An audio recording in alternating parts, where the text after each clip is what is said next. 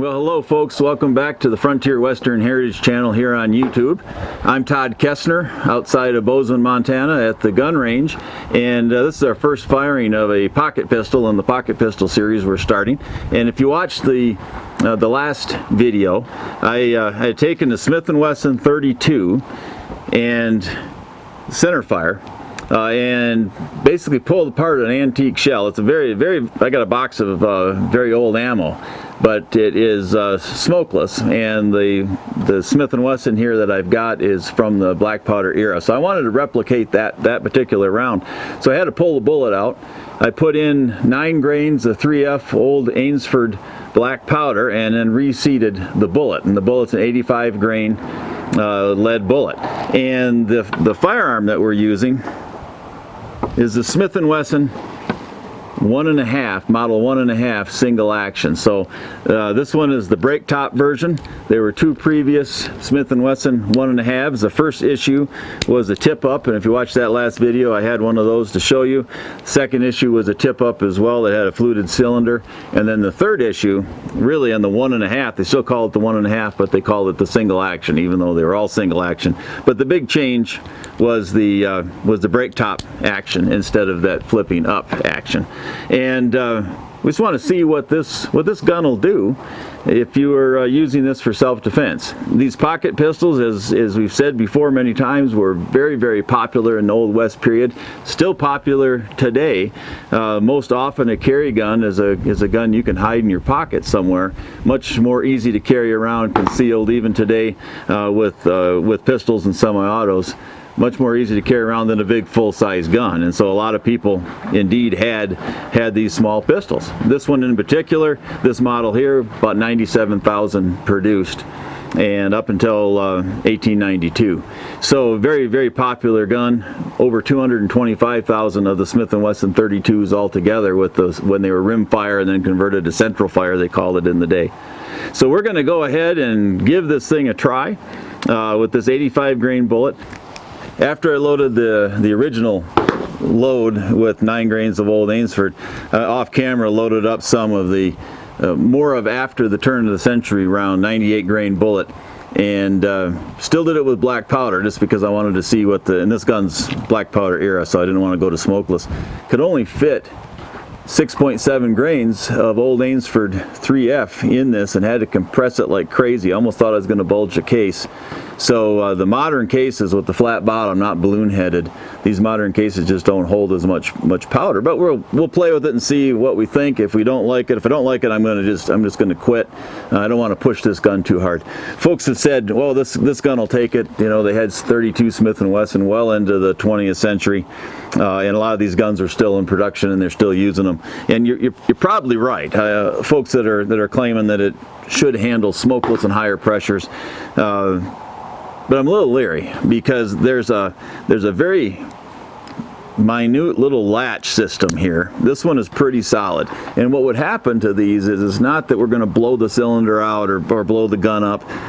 More than likely we're going to loosen this latch, and when this latch loosens just a little bit, and this barrel isn't as tight on here, it's not catching the cylinder stop on the bottom. So a lot of these old guns, it's not like the cylinder bolt has become bad or the timing's off or really anything like that. It's because this barrel can lift so high that it pulls that cylinder away, and that cylinder stop will not make contact with the bolt, and it just isn't going to keep it in place. So rather than take an old gun and try to turn it into something that it's not, I'm going to play it really safe and just see how these bigger bullets get handled, and if I don't like them, I'm going to quit. But at the beginning here, let's take a try with the original 85 grain bullet, and as close as I could get to the original powder charge, run it through the chronograph, and we shall see what we have for energy, and then maybe we'll try the other bullets.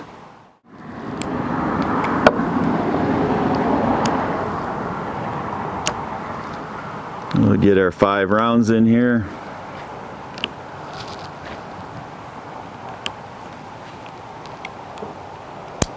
I do like the rebounding hammer on this little pocket pistol. I feel very comfortable walking around with 5 rounds in it, because when this thing's on half cock, it's pretty solid. So let's run her through here and see what it does.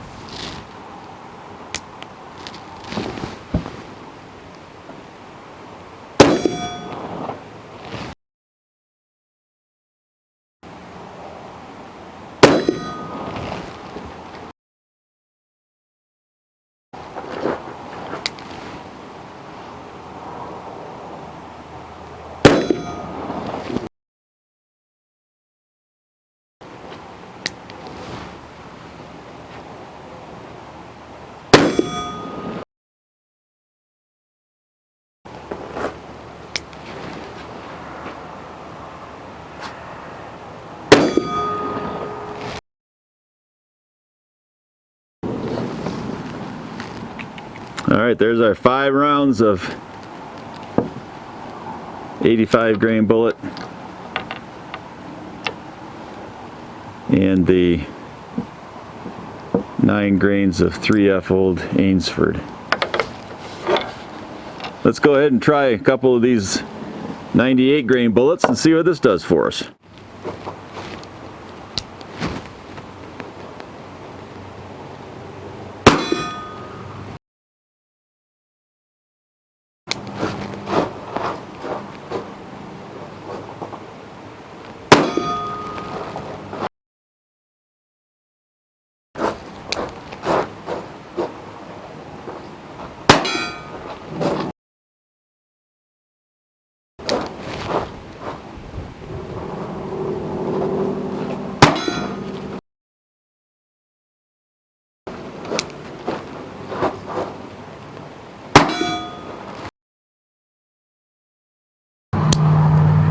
Well, I sure wouldn't. I don't think I would go with the larger bullet. That 98 grain bullet performed, as far as hitting the target, no problem hitting that steel plate and hitting it pretty consistently. My compressed 6.7 grains of 3F Old Ainsford, pretty erratic. I didn't have a real good consistent velocity on that. Recoil felt less than the 85 grain bullet, even though I had a bigger bullet, but I had such a much lower powder charge. So going about 280 to 310 feet per second. So we'll run this through the calculations here on energy. Let's see what kind of energy we get and compare the two of them and have a good baseline for the 32 Smith and Wesson cartridge from the 1800s with that original, close as we could get to original loading of 9 grains. So we'll see how this does when we run the math and kind of take it from there, and we'll come back out and try a different pocket pistol next time. So I took the velocities from each of the 5 shots, added them up, divided by 5, got myself an average velocity in feet per second of 579 for the 85 grain bullet with the 9 grains of FFF Old Ainsford. And did the calculations, and if you remember one of the older videos, I had converted everything from feet per second and grains, and converted those over to kilograms and meters per second so I could get joules and all that stuff. A few of you guys had written in and said, you know, there's a formula where you don't have to do all that. Thank you very much, by the way. So I am using a new formula where I can just use grains, I can use feet per second, divide it by a constant, and when I was all done with that, I found that my 85 grain bullet that was traveling about 579 feet per second gave us an energy in foot-pounds of 63.4. So when you think about defense rounds now, just for comparison, the 380 is going to give you about 3 times more than this 63.4 foot-pounds. So not a real stout round, but certainly enough to deter someone at a short distance, and that's what these pocket pistols were for. So if I went and used the 98 grain bullet, and we tested that as well, and I had to back the powder down to 6.7 grains to compress it in a modern case, and didn't have a balloon-headed case, I had to compress it in a modern case to make room for that 98 grain bullet, and I got a puny under 300 feet per second out of that round. And even though it was a 98 grain bullet, slightly bigger than the other one, still did not give me enough velocity really to give that much energy. And that one came out at 19.23 foot-pounds of energy.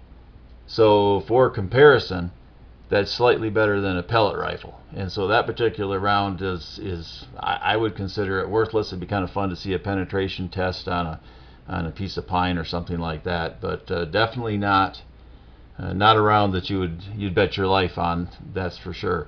So we've got a good baseline here of the 32 Smith and Wesson, and that gives us something to compare some other pocket pistols to, some other calibers to, and we'll continue to do that as we progress here through the summer.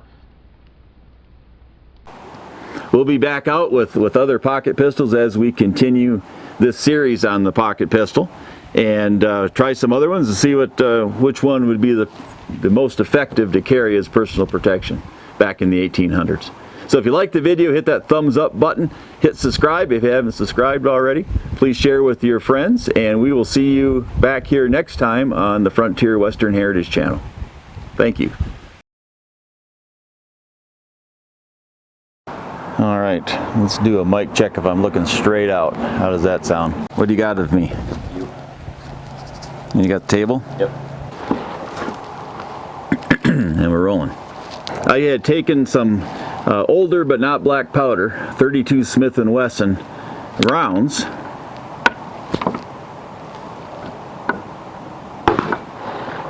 I dropped it.